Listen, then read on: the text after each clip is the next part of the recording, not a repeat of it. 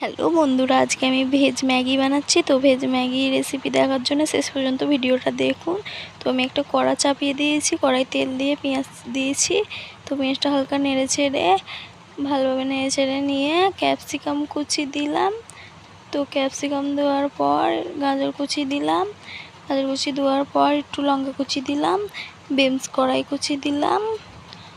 তো একটু নেড়ে ছেড়ে এবার আমি বাঁধাকপি কুচি দিলাম। তো ভালোভাবে একটু নেড়ে চেড়ে নেব। তো স্বাদ মতো লবণ দেব, লবণটা দিয়ে ভালোভাবে নেড়ে চেড়ে নেব। তো আমি সামান্য পরিমাণ আদা রসুন বাটা দিলাম, দিয়ে ভালোভাবে নেড়ে চেড়ে নেব।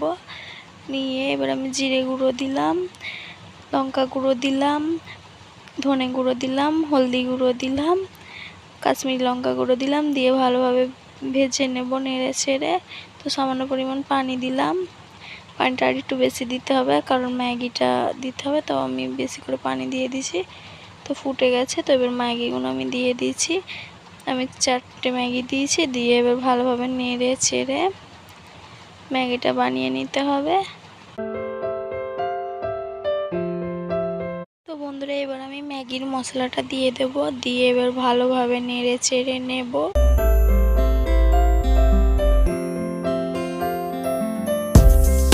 বন্ধুরা, আমরা এবার ঢাকা দিয়ে দেব। তো ঢাকা খুলে নিয়েছি, ম্যাগি আমাদের রেসিপি রেডি। ভেজ ম্যাগি যদি ভালো লেগে থাকে বন্ধুরা, আমার চ্যানেলটা লাইক কমেন্ট সাবস্ক্রাইব করে দেবেন দয়া করে।